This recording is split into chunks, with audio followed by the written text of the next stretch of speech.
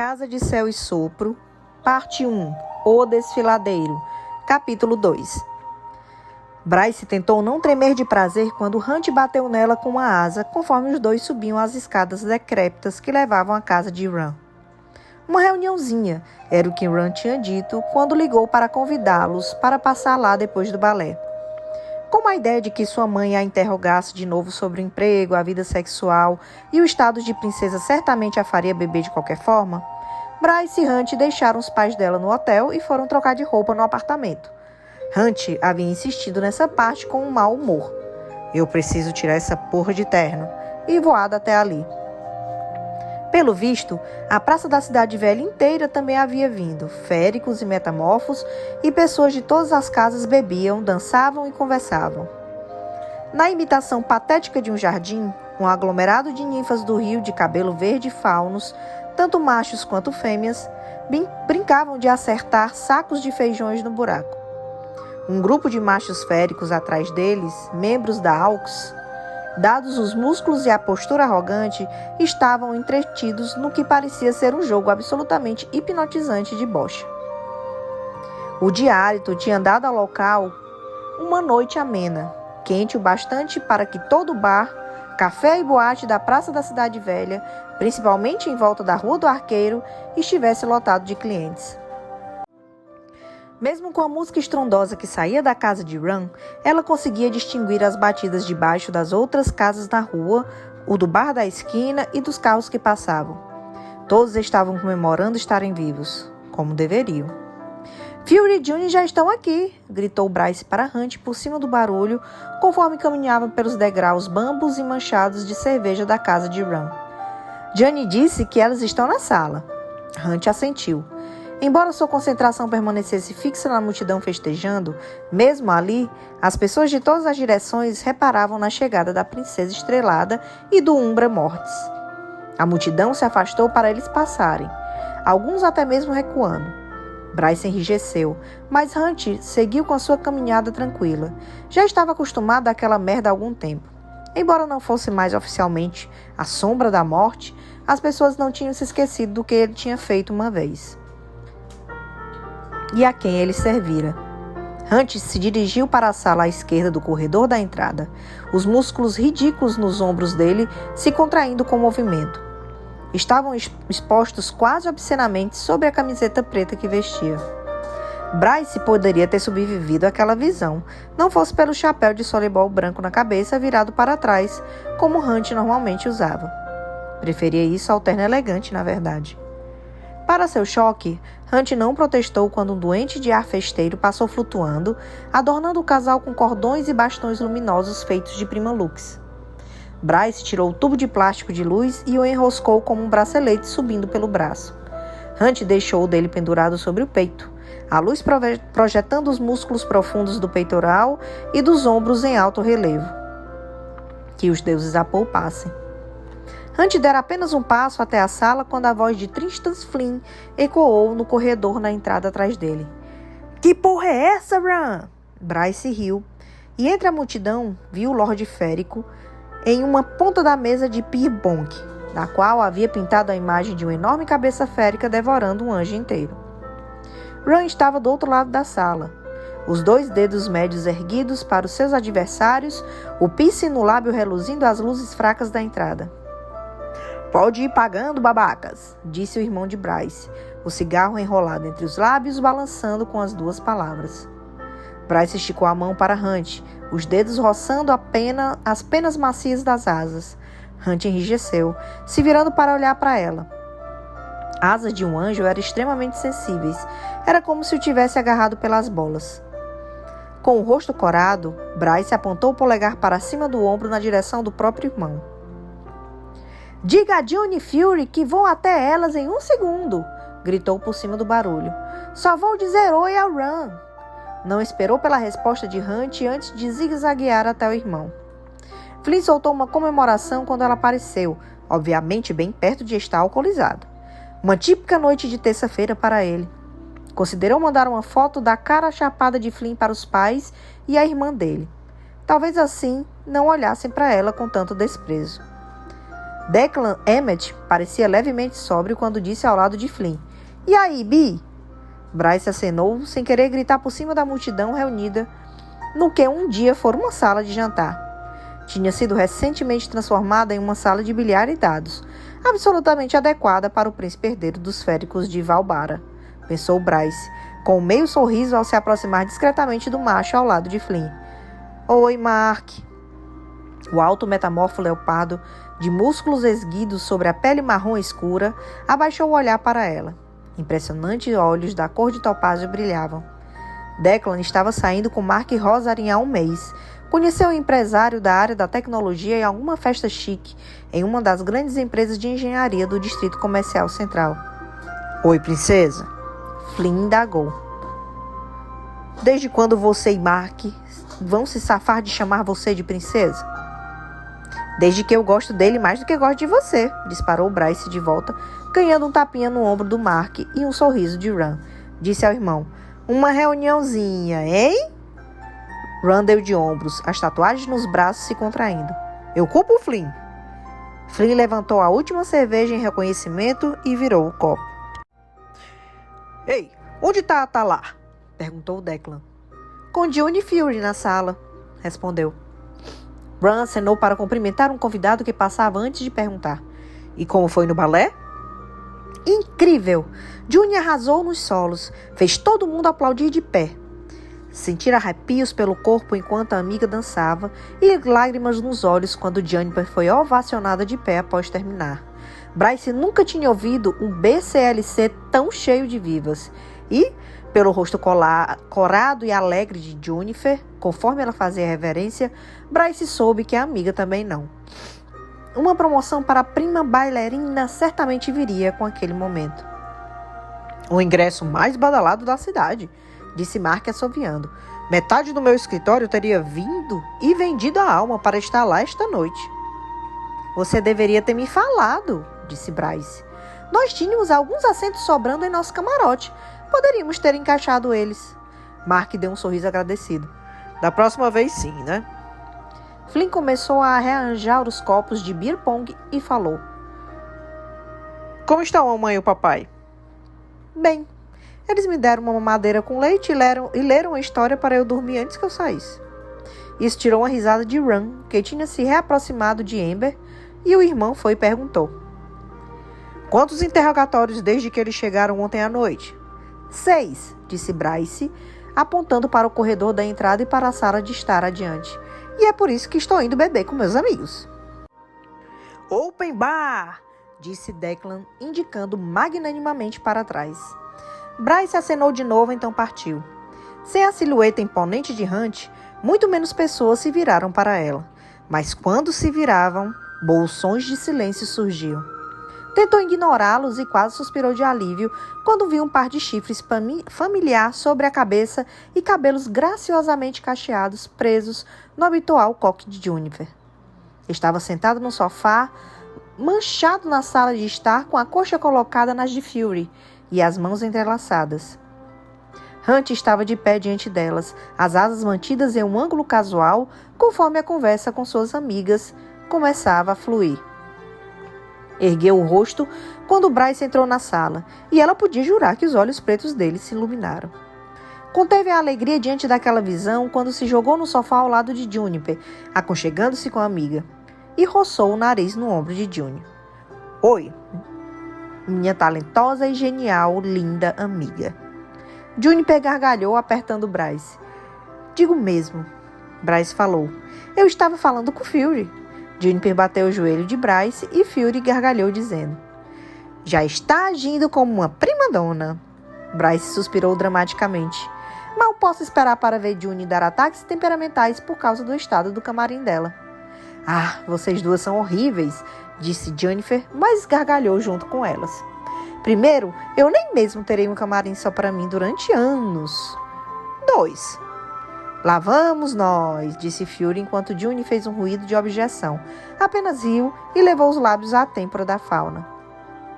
O lampejo casual e carinhoso de intimidade fez Bryce ousar olhar para Hunt, que estava sorrindo levemente.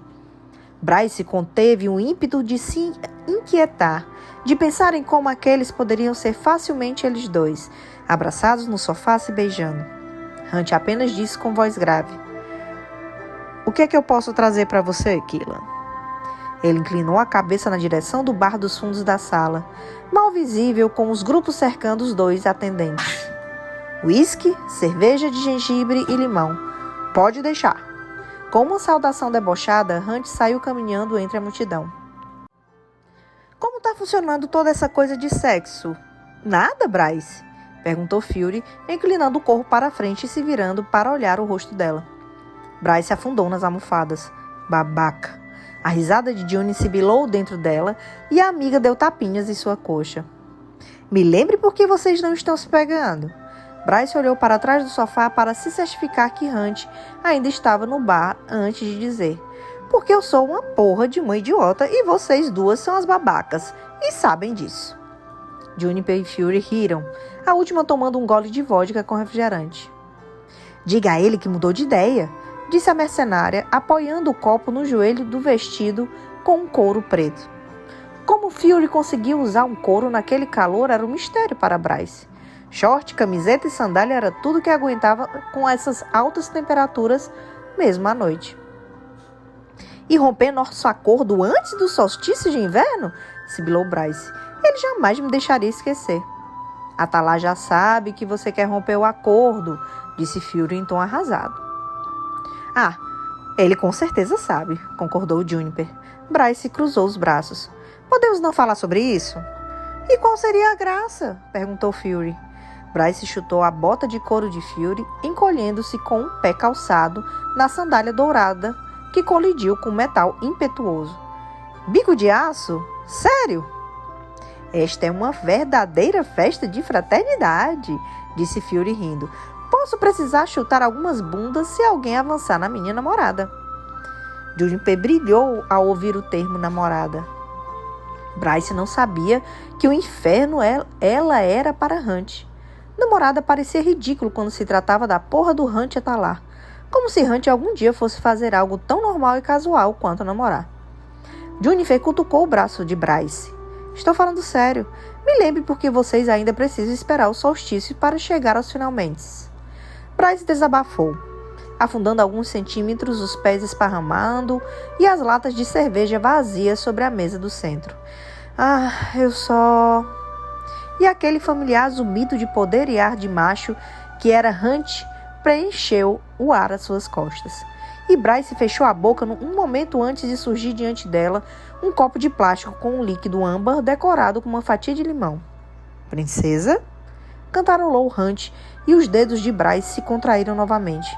Pareciam fazer isso por hábito em sua presença. "Ah, e podemos usar esse termo agora?" June se animou com prazer. "Eu ando morrendo de vontade." "De jeito nenhum." Bryce tomou um gole da bebida e arquejou.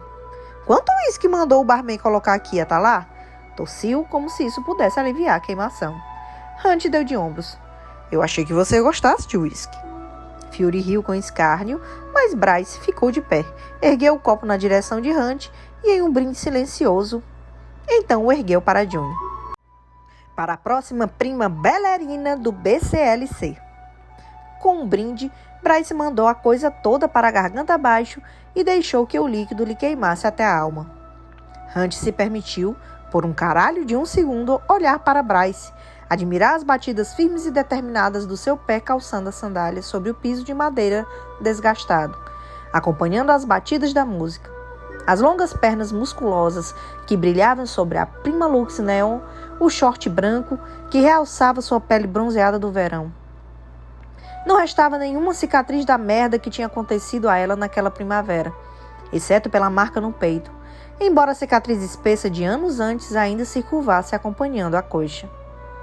Sua destemida, forte e linda Bryce fizeram o possível para não fixar os olhos no formato da bunda dela naquele short, enquanto se dirigiam à casa de Ran, no balanço do longo cabelo dela contra a lombar, os largos quadris que rebolavam a cada passo. Ele era um animal estúpido, mas sempre tinha sido um animal estúpido perto dela. Mal conseguia se concentrar no balé mais cedo da dança de June, porque Bryce estava tão deliciosa naquele vestido azul. Só os pais dela, sentados a poucos metros diante dele, impediram Hunt de pensar demais em deslizar a mão por cima da coxa dela sob aquele material translúcido. Mas aquilo não fazia parte do plano. Mais cedo, naquela primavera, ele estava bem com aquilo. Ansiando por ela, óbvio, mas em paz com a ideia de se conhecerem melhor antes de que o sexo fizesse parte da equação. No entanto, aquele anseio só tinha piorado nos últimos meses. Morar juntos era um tipo de tortura lenta para ambos. Os olhos cor de uísque de Bryce se voltaram para ele. Ela abriu a boca, então fechou diante do que quer que tivesse visto em sua expressão. A memória daqueles dias seguintes às mortes de Micah e Sandriel tinha esfriado o seu tesão crescente. Vamos devagar, pedira ela. Eu sinto como se tivesse tropeçado nisso tudo e agora que as coisas estão voltando ao normal, eu quero fazer isso direito com você. Conhecer você em tempo real, não enquanto estamos correndo pela cidade tentando resolver assassinatos. Ele concordou. O que mais poderia fazer? Não importava que tivesse voltado do comício naquela noite planejando seduzir Killan, até ela não resistir mais. Nem mesmo tinha chegado à parte do beijo quando anunciou que queria frear as coisas. Sabia que havia mais por trás daquilo. Sabia que provavelmente tinha algo a ver com a culpa que cultivava pelas milhares de pessoas que não haviam sido salvos naquele dia. Permitir-se estar com ele e ser feliz, ela precisava de tempo para entender. E Hunt daria isso a ela, qualquer coisa que Bryce quisesse. Tudo o que precisasse, daria com satisfação. Tinha a liberdade de fazer isso agora, devido à tatuagem queimada em seu pulso. Ah, mas em noites como aquela naquele short, era impossível. Bryce saltou do sofá e caminhou até ele, deixando Juniper e Fury conversando. Fury ocupada carregando a página atrás do jornal da Cidade da Lua Crescente para ver a crítica da apresentação de Juniper. O que foi? Disse Hunt a Bryce quando ela ocupou um lugar ao seu lado. Você realmente gosta de vir a festas? Perguntou Bryce indicando a multidão, o bastão de Prima Lux em seu pulso brilhando forte. Isso não te deixa enjoado? Hunt fechou as asas. E por que isso me enjoaria? Porque você viu toda aquela merda que está acontecendo no mundo e foi tratado como pó. E essa gente, muitas delas não fazem ideia ou simplesmente não se importam. Hunt estudou o rosto contraído dela. Por que frequentamos essas festas? Não entendo. Bem, hoje à noite estamos aqui para evitar a minha mãe. E porque eu quero comemorar com Johnny, que é um gênio. Sorriu para a amiga no sofá. E nós estamos aqui porque Ron me pediu para vir. Mas eu não sei. Eu quero me sentir normal, mas então me sinto culpada por isso. E então fico irritada com todas as pessoas que não se importam o suficiente a ponto de se sentirem culpadas. E eu acho que é a pastilha para testar o veneno que você sem dúvida colocou no meu uísque teve algum tipo de poção ou de parva nela. Porque eu não sei por qual motivo estou pensando nisso agora. Hunt bufou uma risada. Poção de parva? Você sabe do que eu estou falando, olhou com raiva. Isso não incomoda mesmo você? Não. Eu prefiro ver as pessoas aproveitando a vida. E você não pode presumir que elas não se importam só porque estão aqui. Até onde você sabe, muitas delas perderam familiares e amigos na primavera. Às vezes, as pessoas precisam de coisas assim para se sentirem vivas de novo, para encontrar um tipo de alívio. Palavra errada. Ele não tinha encontrado prazer algum recentemente, a não ser com a própria mão. Tentou não pensar se Bryce havia aberto a gaveta na mesa de cabeceira do lado esquerdo dela, onde guardava os brinquedos, tão frequentemente quanto ele próprio se masturbava no chuveiro. 4 meses até o solstício de inverno. Apenas 4. Bryce assentiu, a mente, obviamente, ainda na conversa atual. Eu acho que, às vezes, me pega aproveitando o momento e me preocupo se estou aproveitando demais, sabe? Como se alguma coisa pudesse acontecer e estragar tudo se eu me permitir, me divertir ou me acostumar demais com a sensação de felicidade. Conheço essa sensação. Vai levar um tempo para se adaptar. Ainda estava se adaptando também. Não conseguia se acostumar a conviver em um embrulho onde se perguntar o que os horrores do dia a dia traria. Ser responsável por si mesmo e pelo seu futuro. Os Asteri podiam tomar tudo de novo se quisessem? Só o tinham deixado viver porque ele e Bryce eram figuras públicas para se assassinar. Os Asteri queriam que eles ficassem na encolha para sempre. E se não fizessem isso, bem, Rigelos havia sido muito direto na ligação para Bryce meses atrás. A rateante mão dos Asteri mataria todos de quem Bryce e Hunt gostavam se saíssem da linha. Então, na encolha ficariam. Hunt estava feliz em fazer exatamente isso. Ir ao balé, aquelas festas e fingir que jamais conheceram nada diferente. Que Bryce não tinha um chifre tatuado nas suas costas. Ainda assim, a cada manhã, quando vestia sua armadura preta habitual para a 33ª, ele se lembrava. A Isaiah tinha pedido apoio a ele logo depois da morte de Micah, e Hunt o dera com prazer. Permanecera como comandante não oficial de Isaiah. Não oficial apenas porque Hunt não queria a papelada que vinha com o verdadeiro título. A cidade estava calma, no entanto, concentrada em se curar, e Hunt não reclamaria. O telefone dele vibrou no bolso de trás do jeans preto e, ao pegá-lo, viu um e-mail de Isaiah à espera. Hunt o leu e congelou. O coração pareceu pesar até os pés e então subiu de novo. O que foi? Bryce olhou por cima do ombro. Hunt passou o telefone para ela com as mãos surpreendentemente firmes. Novos arcanjos foram escolhidos para o escritório de Micah e Sadriel. Os olhos dela se arregalaram. Quem? São muitos? Indicou para que lesse o e-mail de Isaiah. E Bryce, com aquele bastão de Prima Lux ainda enroscado no pulso, o fez. Pode abrir o tapete de boas-vindas, tinha escrito a Isaiah com seu único comentário no e-mail, encaminhado da Secretaria Imperial dos Asteri, anunciando as novas posições. Eles não são ruins, disse Hunt, olhando inexpressivamente para os convidados que agora se reuniam em torno de um macho férico bebendo cerveja, enquanto plantava bananeira em cima do barril de canto. Esse é o problema. As sobrancelhas de Bryce se uniram conforme esquadrinhava o e-mail. Efraim, ele atualmente compartilha rondinha com Jacob. É ele que parece bem decente. Mas vai para o norte de Pangera. Quem? Quem diabos é Celestina? Hunt franziu a testa. Ela ficou fora dos holofotes. Ela supervisiona Nina, população de tipo 50 habitantes. Ela tem uma legião sob seu comando. Uma. E nem mesmo tem triários. A legião é literalmente controlada pelos Asteri. São todos cães de vigia para a Fenda do Norte. Ela é uma testa de ferro. Grande promoção, então, grunhiu Hunt. Tudo o que ouviu a respeito dela parece incomumente legal. Nenhuma chance de ser verdade? Quando se trata de arcanjos, não. Ele cruzou os braços. Fury falou do sofá.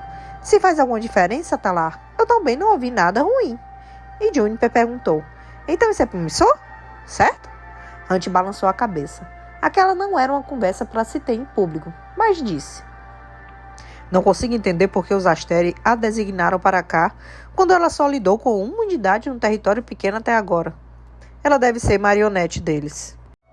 Bryce inclinou a cabeça para o lado, olhando para ele de um jeito severo e perspicaz. Sempre fazia as bolas de Hunt latejarem. Pelos deuses, ela era linda. Talvez isso seja uma coisa boa, Hunt. Tantas merdas aconteceram com a gente que talvez a gente não confie quando alguma coisa boa realmente acontece. Mas talvez a gente tenha dado sorte com a indicação de Celestina. Estou inclinado a pensar que Urd está nos dando uma mão decente, concordou Juniper. Fury Axtar não disse nada. Seus olhos brilhando enquanto pensava. A mercenária provavelmente seria a única a entender completamente a lógica dos Asteri. Não que fosse algum dia revelar os detalhes dos seus negócios com ele. Celestina quer conhecer o que restou dos triários de Micah. Quando ela chegar, aparentemente, vai haver algum tipo de reestruturação, disse Hunt quando Bryce devolveu o telefone. O que quer que isso signifique. O release da imprensa não vai sair até amanhã de manhã, então fiquem quietas. As 3 fêmeas assentiram, embora tivesse a sensação de que Fury não cumpriria com a sua palavra.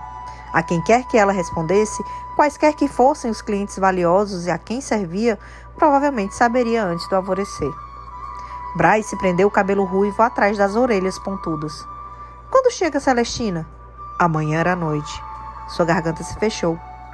Juniper e Fury começaram uma conversa baixa, como se para dar privacidade a eles. Bryce, aproveitando a deixa, abaixou a voz. Você é um macho livre, Hunt. Ela não pode ordenar que você faça nada que não queira.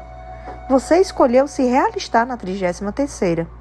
Você tem os direitos de um cidadão livre. Se não gosta dela, se não quiser servir a ela, então não precisa dar motivo para sair. Não precisa da permissão dela.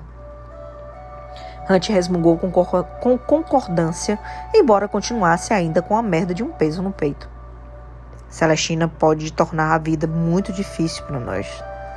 Bryce ergueu a mão. Luz estelar irradiou, tornando a sua pele iridescente. Um babaca bêbado perto dele soltou um mu. E Bryce ignorou o homem e falou: Eu gostaria de vê-la tentar. Sou a superpoderosa e especial princesa estrelada mágica, lembra? Vou proteger você. Como eu poderia esquecer, hein? Magicamente poderosa e super especial. O que você falou aí? Bryce sorriu, abaixando a mão. Estava se encontrando com Ron uma vez por semana para explorar a sua magia, para aprender mais sobre o que havia sob suas veias, alimentado pelo poder de tantos. A magia dela apenas se manifestou como a luz estelar, um dom puramente férico. Nenhuma sombra como Ron possuía ou fogo como o pai. A mera força do seu poder vinha de todos aqueles que tinham dado uma gota de sua magia para os portões ao longo dos anos. Todos combinados para fazer um tipo de combustível para aumentar a potência da luz estelar dela. Ou algo assim. Bryce tinha tentado explicar o motivo pelo qual sua magia se manifestava como um talento férico, mas Hunt não se importava de onde vinha, contanto que a mantivesse a salvo. A magia era uma proteção em um mundo feito para matá-la. Contra um pai que podia muito bem querer eliminar a ameaça de uma filha que o superava em poder, ainda que por uma fração. Hunt ainda tinha dificuldade em compreender que a fêmea diante dele havia se tornado mais poderosa do que o rei autonal. O poder de Hunt, tecnicamente, ainda era maior do que o dela e do pai, mas com os chifres gravados nas costas, quem realmente conhecia a profundidade do poder de Bryce. Considerando a ordem de Regulus de andarem na linha, não era como se Bryce pudesse explorar como um chifre afetava seu poder, mas considerando o que tinha feito naquela primavera, duvidava de que algum dia ela se sentisse tentada a fazer experimentos com a própria magia. Pegou Axtar observando Bryce, mas a mercenária não disse nada. Então Hunt prosseguiu, apenas alto o bastante para indicar que queria que Fury e Juniper também ouvissem. Não sei qual é a dessa coisa com Celestina, mas os Asteres não fazem nada pela bondade do coração deles. Eles precisam ter o coração para fazer isso, sussurrou Juniper com um veneno um pouco característico de sua fala. A voz de Fury ficou mais baixa. A guerra está piorando em Pangera. Valbar é um território-chave cheio de recursos vitais. Designar alguém que todos os relatórios alegam ser legal parece tolice. Juniper ergueu as sobrancelhas. Não adiante da alegação a respeito dos Asteri, supôs Hunt, mas porque Fury tinha voluntariamente mencionado a guerra do outro lado do continente. A mercenária raramente, se é que alguma vez falava disso, do que fizera lá, do que vira. Hunt, tendo lutado em muitas daquelas batalhas, tinha uma boa noção de ambos. Talvez eles realmente queiram uma marionete, disse Juniper. Alguém que seja uma testa de ferro, para poderem comandar todas as tropas de Valbara fora do continente sem resistência. Fury prendeu uma mecha de cabelo atrás da orelha. A julgar pelas aparências, Axtar era humana. Mas era definitivamente Vanir. De qual raça, de qual casa, Hunt não fazia ideia. Chama e Sombra parecia mais provável. Mais do que isso, não conseguia adivinhar. A mercenária foi e falou. Nem mesmo Micah teria resistido a essa ordem. O rosto de Bryce empalideceu ao ouvir o nome do desgraçado. Hunt reprimiu a vontade de fechar a asa ao seu redor. Não tinha contado sobre os próprios pesadelos, sobre ser forçado a assistir sem parar enquanto Micah a torturava. E os pesadelos sobre como ela corria pelas ruas, com demônios do poço mais escuros do inferno a cercando. Sobre mísseis de enxofre disparando na direção dela na praça da cidade velha. Podemos tentar adivinhar a noite toda, disse Bryce se controlando. Mas até você fazer aquela reunião amanhã, Hunt, não saberemos. Apenas vá com a cabeça aberta. Você quer dizer... Não comece uma briga. A boca dele se repuxou em um sorriso de canto e Fury deu risinhos. Bryce colocou a mão no quadril. Eu quis dizer, não vá pra lá bancando babaca assustador. Talvez tente uma vibe babaca receptivo. Jennifer gargalhou ao ouvir isso, Hunt também. Incapaz de se impedir de derrubar Bryce como a asa pela segunda vez naquela noite, ele prometeu. Eu não serei um babaca receptivo, Keelan.